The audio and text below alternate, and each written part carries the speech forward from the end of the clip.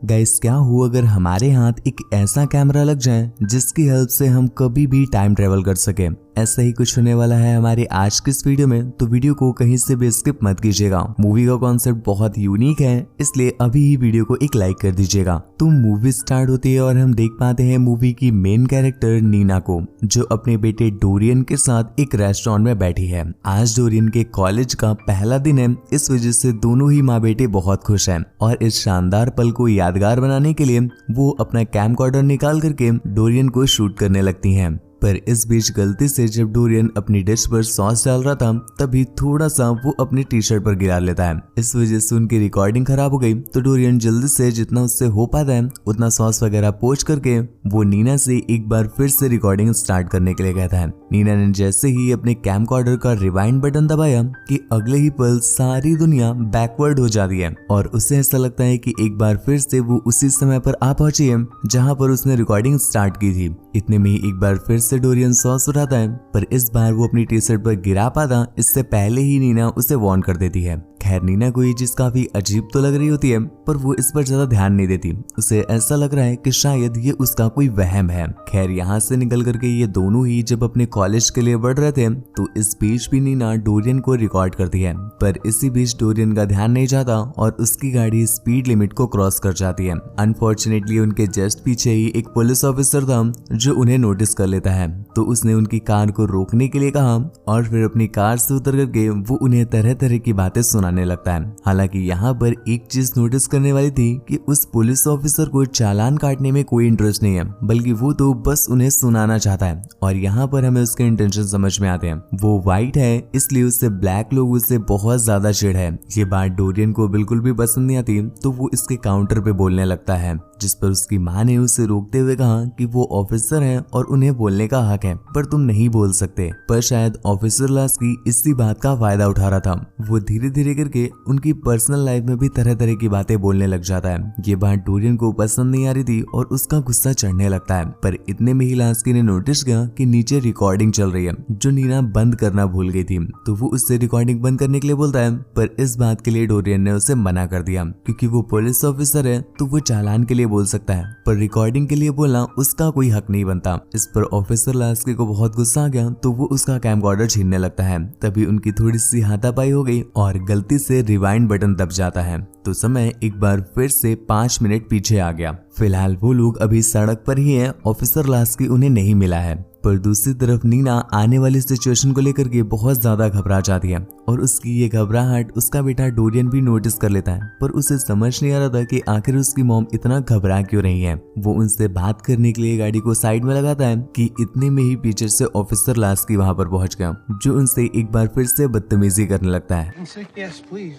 Reason पूछने पर उसने बताया कि उन्होंने कार को पूरी तरह से साइड में नहीं लगाया है, उनकी गाड़ी का एक सिरा अभी भी रोड को टच कर रहा है। ये बात डोरियन को बिल्कुल बेतुकी सी लगती है, तो उसकी और ऑफिसर लास्की के बीच बहस हो गई और ऑफिसर लास्की तो तुरंत ही हाइपर हो गया। उसने अपनी गन निकाल ली और वो डोरियन को शूट करने ही वाला था कि इतने में ही नीना रिवाइंड बटन को एक बार फिर से प्रेस कर देती है और इस बार वो रिवाइंड बटन को काफी देर तक प्रेस करके रखती है, जिस पर वो एक बार फिर से रेस्टोरेंट पे आ पहुंची।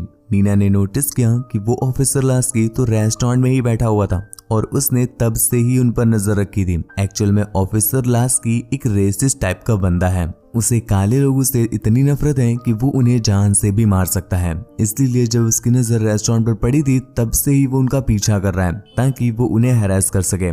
खैर, नीना डोरियन को लेकर के जल्दी जल्दी रेस्टोरेंट से बाहर निकलती है और इस बार उसने ड्राइव करने का डिसाइड किया, जिस पर वो एक अजीब ही तरह का रास्ता चॉइस कर दिया ताकि कोई भी इंसान उस रास्ते से आए ही ना। और ठीक ऐसा होता भी है, क्योंकि पूरे रास्ते में नीना को कोई भी ऑफिसर नहीं मिलता। जिसके बाद वो लोग थोड़ी देर रेस्ट करने के लिए एक रूम बुक करते हैं और टीवी पर जब एक लॉटरी शो चल रहा था, तभी नीना उस लॉटरी के रियल नंबर्स को याद कर लेती है और फिर टाइम में पीछे जा करके उसने लॉटरी के करेक्ट नंबर बता दिए, जिस पर उसका बेटा तो एक पल के लिए हिल सा जाता है। ये चीज देख करके नीना डिसाइड कर लेती है कि अब से वो आगे चल के ऐसा ही करेगी और जल्दी ही वो लोग करोड़पति बन जाएंगे। खैर नीना के मन को अब शांति मिल चुकी है कि चलो उस ऑफिसर से तो उनका पाला छूटा, पर अगले ही पल उनकी डोरबेल रिंग होती है और डोर खोलने पर पता चला कि ये वही ऑफिसर लास्की है जो उनके पास बहुत ज्यादा शोर मचाने की कंप्लेंट लेकर आया था। पर यहाँ पर एक बार फिर से वही था कि वो लोग ऐसा कुछ भी नहीं कर रहे थे, पर जबरदस्ती उन पर ब्लेम किया जा रहा था। तो डोरियन जब ये बात सुनता है तो वो गुस्से से भर गया। इतने में ही ऑफिसर लास्की भी देख लेता है कि नीना रिकॉर्डिंग कर रही है, तो वो तुरंत ही उसका कैमकॉर्डर छीनने के लिए उसकी तरफ बढ़ता है। डोरियन ने उसे रोकने की कोशिश की तो वो सीधा उसके सर को कांच की बनी हुई पेंटिंग पर दे देता है, जिसके बाद उसके हाथ बांध करके वो उसे शूट करने ही वाला था कि इतने में ही दूर खड़ी नीना ने एक बार फिर से रिवाइंड बटन प्रेस कर दिया। अब एक बार फिर से वो रेस्टोरेंट पर आ पहुंची है। अब उसे एक चीज तो समझ में आ गई है कि वो एक तरह के लूप में फंस चुकी है। अगर उसे इस लूप से बाहर निकलना है तो किसी तरह से ऑफिसर लास्की से पीछा छुड़वाना पड़ेगा, जिस पर वो इस बार कुछ अलग ही करने का सोचती है। वो ऑफिसर लास्की के पास पहुंची, उससे बहुत अच्छे से बात करती है, उससे थैंक यू बोलती है कि वो सभी नागरिकों के लिए इतना करते हैं, जिसके बाद उन्होंने उसे एक पेस्ट्री भी ऑफर की जस्ट ऐसा थैंक यू। ऑफिसर लास्की भी उसकी दी हुई पेस्ट्री को खा लेता है और फिर उसे थैंक यू बोल करके वहां से जाने लगा।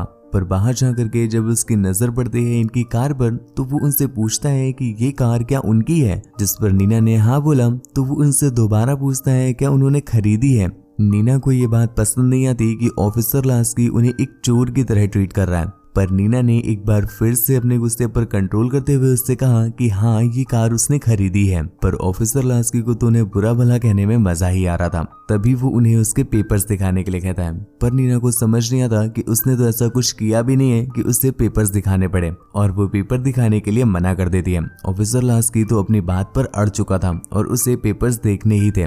डोरियन को कुछ समझ नहीं आ रहा है कि ये ऑफिसर उसके साथ इतना बुरा क्यों कर रहा है, पर फिर भी वो सोचता है कि चलो ठीक है मैं पेपर्स दिखा देता हूँ। इसलिए वो अपनी कार में जा करके अपने फोन को उठाता है, जिसके अंदर उसने पेपर्स की फोटोज क्लिक कर रखी थी। पर वो जैसे ही ऑफिसर को फोन दिखाने के लिए अपना हाथ बढ़ाता है, ऑफिसर को लगा कि शायद वो गन निकाल रहा है, तो वो तुरंत ही उसे शूट कर देता है। ये देखते ही जैसे मानो नीना के लिए तो आसमान ही फट पड़ा हो और वो जोर जोर से रोने लगती है। इस बीच उसने अपना कैमरा भी जमीन में गिरा दिया और उसकी आंखों के सामने ही उसका बेटा दम तोड़ देता है। पोस्टमार्टम हो जाने के बाद नीना जब अपने बेटे को लेने के लिए जाती है तो उससे बिल्कुल भी बर्दाश्त नहीं हो रहा था कि उसका बेटा इस तरह से कैसे जा सकता है, और इस बार उसे कैमकॉर्डर चलाने में भी बहुत डर लग रहा था कहीं ऐसा ना हो वो टाइम में पीछे तो चले जाए पर उसका बेटा कभी जिंदा ही ना हो पाए। तो इस बार वो रिवाइंड बटन दबाने से पहले भगवान से बहुत प्रार्थना करती है और फिर उसने दिल पर पत्थर रखते हुए रिवाइंड बटन प्रेस कर ही दिया। पर फॉर्चुनेटली ऐसा कुछ भी नहीं होता। जब वो रेस्टोरेंट पर पहुंची तो उसका बेटा जिंदा था। ये देखकर तो नीना की आंखें भर आई और वो तुरंत ही उसे गले से लगा लेती है। नीना ने डिसाइड किया कि इस बार वो रेस्टोरेंट से बहुत जल्दी निकल जाएगी ताकि ऑफिसर लास्की से उसका सामना ही ना हो पाए। पर वो लोग जब रेस्टोरेंट के गेट से निकल रहे थे कि तभी उनका हल्का सा सामना ऑफिसर लास्की से हो जाता है, पर ये इतना कोई खास बात नहीं थी। कुछ दूर जा करके नीना अपनी कार को एक जगह पर रोकती है और डोरियन को वो सब कुछ बताती है जो वो अभी फेस कर रही है, और उसे समझाते हुए उसने कहा कि वो लोग एक लूप में आकर फंस गए जिसमें ऑफिसर लास्की उन्हें हर बार मार ही देगा, तो हमें कोई ऐसा रास्ता निकालना ही पड़ेगा कि हम ऑफिसर लास्की से बच सकें। तो वो उन्हें आइडिया देता है कि हमारे मामा का घर पास में ही है और हम लोग पिछले कई सालों से मामा के पास नहीं गए, तो हमें अपने मामा के घर चलना चाहिए। नीना भी उसकी बात मान करके अपने भाई ब्लू के घर जाती है। यहाँ पर नीना अपने बेटे डोरियन को बताती है कि उसके और भी भाई हुआ करते थे, पर इन व्हाइट ऑफिसर्स ने मेरे ब्लैक भाइयों को इसी जगह पर सभी लोगों के सामने गोली मार दी थी। खैर यहाँ पर हमें एक चीज और समझ में आती है कि नीना इतने सालों से ब्लू के घर क्यों नहीं आई थी, क्योंकि ब्लू और नीना के डैड की जब डेथ हुई थी तो नीना अपने डैड के फ्यूनरल में नहीं गई थी। इस वजह से ब्लू इस बात को लेकर अभी भी उससे नाराज है। खैर ब्लू उन्हें अपने घर के अंदर लेता है, पर वो दोनों ही भाई एक दूसरे के सामने थोड़ा सा कंफर्टेबल नहीं थे। पर जब नीना उससे अपनी प्रॉब्लम के बारे में बताती है और उसे अपना कैमकॉर्डर दिखाती है तो ब्लू ने तुरंत ही पहचान लिया कि ये तो उसके डैड का कैमकॉर्डर है। एक्चुअल में जो इनके डैड हुआ करते थे वो मैजिक वगैरह में काफी बिलीव करते थे, इवन वो कई सारे मैजिक खुद कर भी पाते थे, और शायद ये कैमकॉर्डर उनकी ही मैजिक का कोई क्रिएशन है। इसके आगे नीना उसे अपनी सारी सिचुएशन समझाती है, ऑफिसर लास्की के बारे में बताती है, टाइम लूप समझाती है। ये सब जानकर ब्लू भी उसकी हेल्प करने को मान जाता है। फिर भाई बहनों ने अपने बीच के गिले शिकवे दूर किए और अब सभी बैठ करके ये प्लान बना रहे हैं कि आखिर वो ऑफिसर लास्की से कैसे बचे। तभी ब्लू उन्हें सजेशन देता है कि उन्हें डोरियन के कॉलेज पहुंच जाना चाहिए क्योंकि वो ब्लैक लोगों का ही कॉलेज है। तो ऐसे में ऑफिसर लास्की वहां पहुंच करके उन्हें हाथ भी नहीं लगा सकता। पर प्रॉब्लम ये है कि डोरियन का कॉलेज यहाँ से काफी ज्यादा दूर है और वहां तक तो वो कभी पहुंच ही नहीं पाएंगे। ऑफिसर लास्की तो रास्ते में ही उन्हें मार देगा। पर ब्लू के पास ऑलरेडी इसका सॉल्यूशन था। उसने बताया है कि वो भी ब्लैक है, इसलिए इस शहर में उसे भी बहुत दिक्कतों का सामना करना पड़ता था। इसलिए पूरे शहर के उसने कई सारे ऐसे शॉर्टकट रास्ते या अंडरग्राउंड रास्ते खोज निकाले हैं जिनकी हेल्प से वो अक्सर ट्रेवल करता रहता है। तो उसी टनल वाले रास्ते से हम लोग डोरियन के कॉलेज पहुंचेंगे और ठीक ऐसा वो लोग करते भी हैं। बहुत सारे शॉर्टकट रास्ते, टनल वाले रास्ते, अंडरग्राउंड रास्ते को क्रॉस करते हुए एट लास्ट वो लोग कॉलेज के सामने आ पहुंचे थे।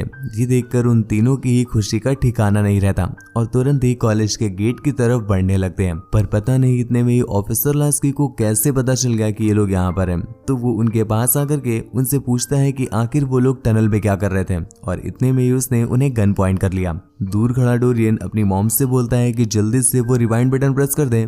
पर शायद अब तक नीना की हिम्मत जवाब दे चुकी थी और वो अब करो या मरो वाले फॉर्म में आ चुकी है। इतने में ही और भी ऑफिसर्स वहां पर आ जाते हैं और नीना उनसे पूछती है कि आखिरकार उन्हें ब्लैक लोगों से प्रॉब्लम क्या है। सिर्फ एक स्किन के कलर से वो उनसे इतना ज्यादा हेट क्यों कर रहे हैं। ब्लैक होना उनका कोई डिसीजन नहीं था और ना ही इसमें कोई शर्म करने वाली या हेट करने वाली कोई बात है। इसलिए ना ही हमें हमारे ब्लैक होने पर कोई शर्म है और शायद आपको भी आपके व्हाइट होने पर कोई गर्व नहीं होना चाहिए। और मुझे ये बात नहीं समझ में आती कि आखिर आपकी ये थिंकिंग कैसी है कि ब्लैक लोगों को जीने का हक ही नहीं है। क्या सिर्फ स्किन टोन आपसे थोड़ी डार्क होने की वजह से हमें मर जाना चाहिए। नीना की ये बातें सुन करके बाहर खड़े स्टूडेंट्स भी अपनी रिकॉर्डिंग करना स्टार्ट कर देते हैं। ऑफिसर लास्की को तो उसकी बातें सुन करके हंसी आ रही थी, पर बाकी के ऑफिसर्स उसकी बातें सुन करके खुद में ही शर्म फील करने लगते हैं और पीछे हट जाते हैं। पर ऑफिसर लास्की को अभी भी ये बात समझ नहीं आई है और वो नीना को मारने के लिए आगे बढ़ता है।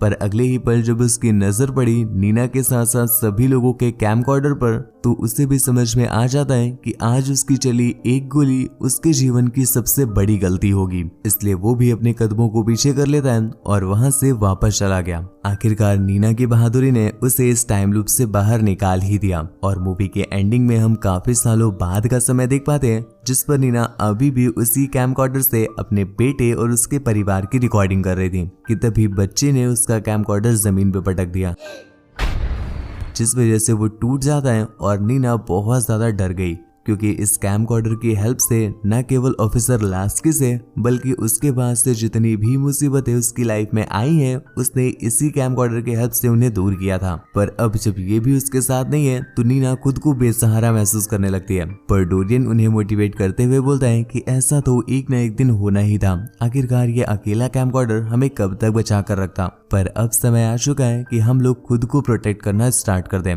और ये हमें करना ही होगा। हम अपने हक के लिए एक कैमकॉर्डर पर डिपेंडेंट नहीं रह सकते। ये बात नीना को भी समझ आती है और वो डिसाइड कर लेती है कि अब से वो खुद के लिए खुद ही लड़ेगी। और इतने में ही बाहर पुलिस के सायरन सुन करके हमें समझ में आ जाता है कि उनकी लड़ाई का समय आ चुका है। खैर इसके साथ ही ये वीडियो यहीं पर एंड हो जाती है।